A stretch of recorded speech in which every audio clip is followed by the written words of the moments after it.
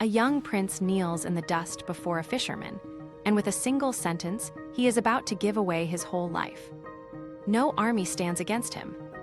No enemy has drawn a blade. He has come here of his own will, to make a promise that will shatter him, and to save a father who could not ask. The prince is Divavrata, son of King Shantanu of Hastinapura and the river goddess Ganga. He is everything a kingdom could hope for in an heir. He is brilliant. He is beloved. He has been trained by the greatest teachers who ever lived, in every art of war and wisdom and law.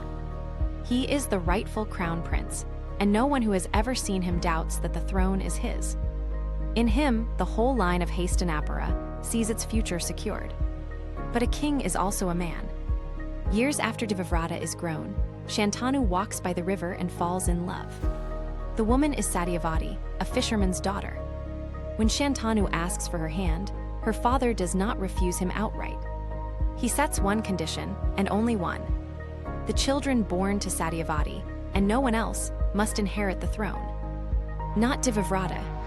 The crown must pass to her line. Shantanu cannot agree.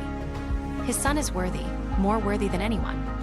To disinherit Divavrata, to strip the birthright from a prince who has done nothing but excel, would be an injustice he cannot bring himself to commit. So the king does the only thing left to a man who cannot have what he wants and cannot bear to take it by wrong. He says nothing. He carries the longing home in silence. He does not name it.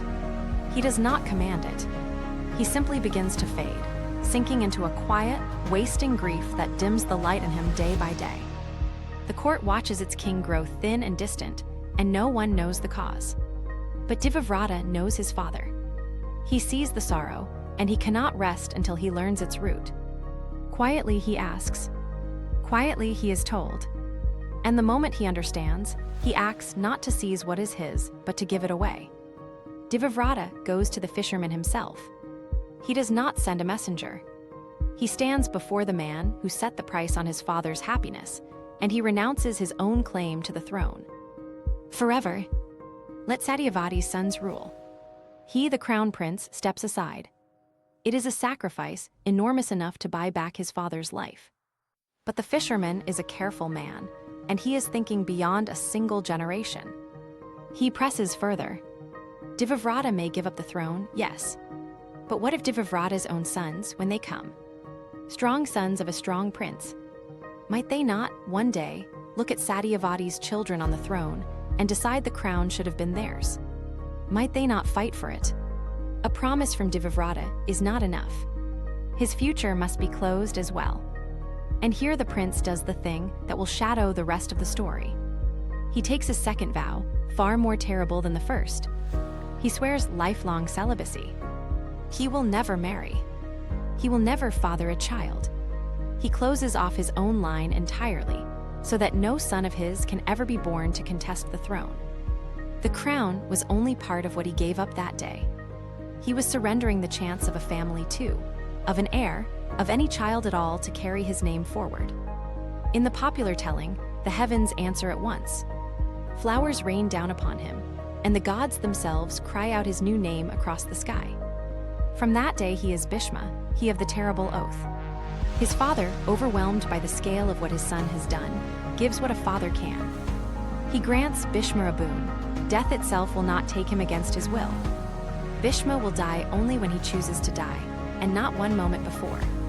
So Shantanu marries Satyavati, and Bhishma stands aside, honored above all, powerful beyond all, and utterly removed from the throne and from a life of his own. And that is where the wound begins to bleed. Because the strongest, wisest, most righteous claimant in the land has taken himself out of power. He will not rule, and he will leave no line to rule after him. The throne passes down a weaker branch to the blind Dhritarashtra and the frail Pandu. Their sons grow up as rivals, the Kauravas and the Pandavas, and the rivalry hardens and hardens until it breaks open into war. And Bhishma, bound by his honor to the throne he refused, must fight in that war. He must stand on the field and watch it destroy nearly everyone he loves, unable even to die until he wills it, his deathless body the last witness to the ruin his promise helped make.